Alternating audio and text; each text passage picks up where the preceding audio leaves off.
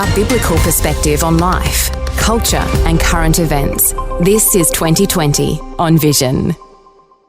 When we look around our communities, there are signs that not everyone is flourishing. In fact, many of those in our communities who seemed okay are experiencing life in what is being described as potentially even a new age of poverty. Well, some encouragement today as we unpack how we rise to the challenge of empowerment for those who need us to be the communities that we know we need to be. Well, our special guest today is leading programs to strengthen and empower individuals and families, breaking generational cycles of poverty and family breakdown.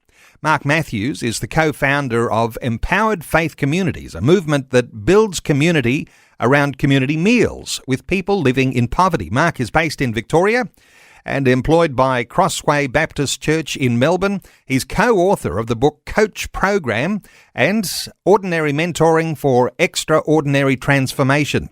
Mark, a special welcome along to 2020. Thank you, Neil. Thank you for that introduction, mate, and it's very good to be with you. Thank you very much. Mark, take us into what you understand. Is there a present crisis when it comes to the finances of individuals, of families? Is it feeding the crime wave that we're hearing about? Mental health issues? Give us your impression of what sort of crisis we're in. Yeah, certainly, Neil. I think my perspective is that I think we've been in a crisis of some form for quite a number of years, really, but certainly in recent years with, I think, what most people would know as the cost of living crisis. I think that slowly but surely the situation of week-to-week sort of financial struggle that many families and individuals experience, I think that is getting worse. I think that what we do know, Neil, is that for many years homelessness and housing insecurity has been a huge, significant problem for many people in Australian society. I know that, for example, on census night back in, 2021, I think we had something like, on that particular night, about 120,000 people that night registered as being homeless, and nearly a quarter of that 120,000 people were children. Now, I don't have hard and fast figures consequential to that particular night, but I think the general sense would be from organisations such as Homelessness Australia and the Council to Homeless Persons, I'm pretty sure that most people would consider that the situation is getting a little bit worse. I know that last year, direct result of this cost of living crisis and the lack of affordable, safe and secure housing, last year I think there were nearly 100,000 children within families that presented to homeless person services, and 52% of those families that presented to those services were citing an inability to pay rent as the primary cause of why they found themselves homeless. And so this sort of sense of being able to have a steady and consistent income that can pay the basic needs of a family to not just survive but to thrive, I think that's a consistent problem, has been for many, many years, but I think for sure it's, I think subjectively, I think it's worse. I think the other thing, Neil, that's worth also just reflecting on is that just in that homelessness situation and that cost of living crisis that as we're characterising it, I think what is important to note is that beyond people being unable to afford their weekly rent, I think nearly 30% of those families that find themselves homeless are finding themselves homeless as a consequence of family violence. So that's also another significant challenge for us. Okay, so there's a lot of factors at work there in what's causing the crisis situation. It's not just finance, but finance leads to all sorts of challenges within families and family violence, all of those things together, and probably lots of other factors as well. But let me just cut to the chase and get straight to the empowerment idea, because this is the area that you're working in. And when we talk about solutions, it's all very well to talk about the problem, and we do talk about that a fair bit, but let's talk about solutions, because it's not rocket science. What you're doing in the sense of you work with making community meals for people who are living in these circumstances. Give us an idea of how you've been able to be successful here in connecting with people. Yeah. So one of the ministries that I'm involved in is called Empowered Faith Communities. And so I think, Neil, that the church has got a role to play, a really significant positive role to play in these sorts of circumstances. And, the truth is, thinking about solution-focused, the truth is that, the social welfare system that we've got here in Australia and the health system and education system that we've got here in Australia is really as a consequence of the foundational work of the church. So the church has definitely got some great things to offer in that space. Now, what we do know is that we might not be able to solve the structural causes of homelessness individually or on our own. But what we do know is that for those families and individuals that are battling to make ends meet, they'll often come to the church, not exclusively, but they will often come to the church for some level of support. And I think my opinion is, and I think it's not just my opinion, but the view of a number of church leaders around Australia, is that the church does great work in supporting families in these sorts of circumstances through perhaps the provision of food. Some churches might provide some sort of social work, casework support for those families, which is really, really good. Some churches, there's a movement of churches, I think it might be a nationwide thing called Stable One, where churches are coming together and mobilising in particular areas, opening up their facilities for people to stay for 1 or 2 nights on site at the church. So they're small things that the church can do in a way to offset the pressures and the stresses that families and individuals experience. But I think a lot of those services can be delivered from what I would call a benevolent and charitable paradigm, which is not necessarily a bad thing. But what we want to do is also find ways to support families and individuals to learn a little bit about their strengths, to develop a little bit of resilience so that they can learn how to, potentially start to begin at least to solve their own problems with a little bit of support from volunteers within the church. And so that's what Empowered Faith Communities does.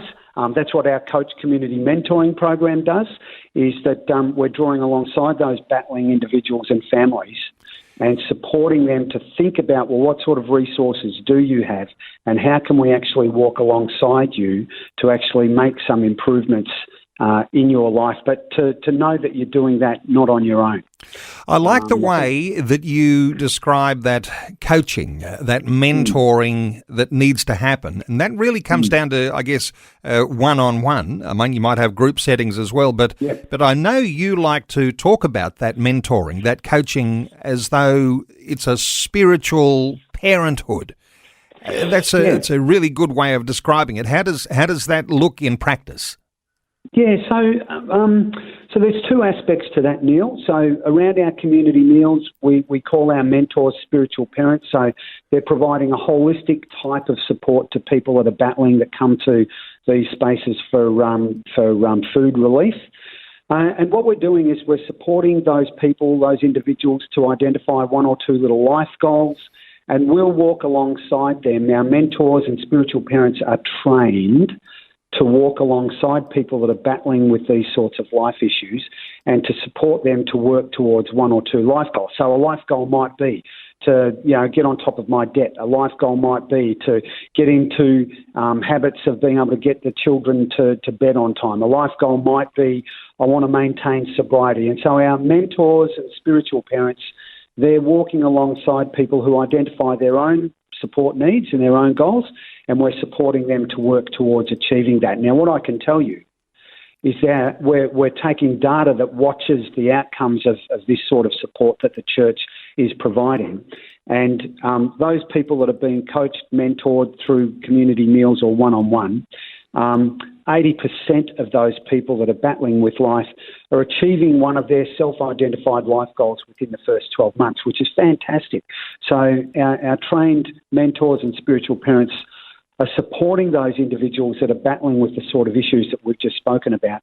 They're supporting those people in a really positive way, and the outcomes are being clearly demonstrated. Mark, if there are church communities all around Australia and they're experiencing what it is to have their community with a rising level of homelessness and people who are slipping into this poverty, this new age of poverty. Is there something about a church, or is it something about the skills of the people in the church to get something like this going in their town or their city? Is there anything special that you need to have as a way of actually facilitating the opportunity to serve in the way that you do? That's a great question, Neil. And the short answer is yes. And I suppose that's where Coach Community Mentoring and Empowered Faith Community, so they're the two ministries that sort of cross over into this space.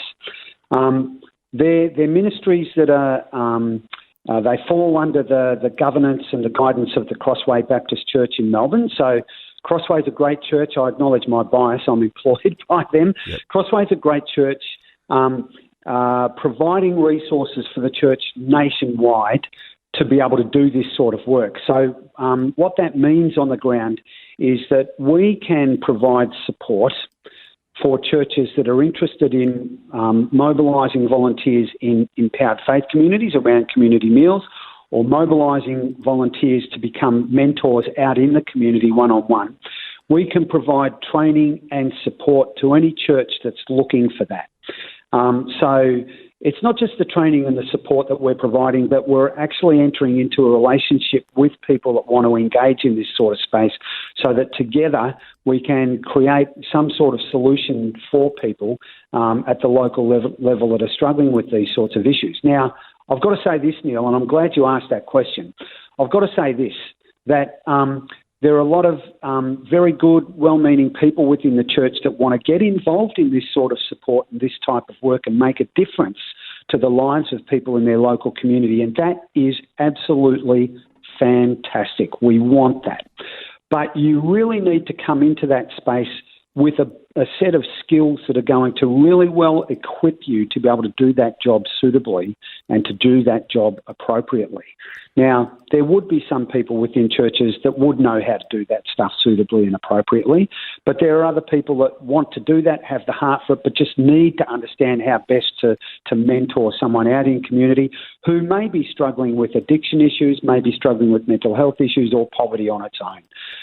So we offer training, support. We've got training workbooks, training videos. We run conferences and workshops that equip churches at the local level to be able to do this sort of work. And I think having that knowledge base, having that level of expertise is really important to do that well, to keep yourself nice and safe, but also to do the best job for the person that you're drawing alongside.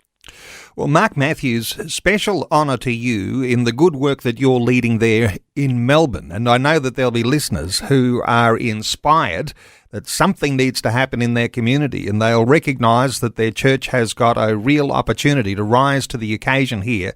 But some will be saying, well, of course, you want to be a spiritual parent, you want to be a coach, and you want to see people get to a point where they're flourishing again as they perhaps once were, but all the in-between, from making those connections to providing the practical support, and then that spiritual parenthood, that coaching that helps people get on track.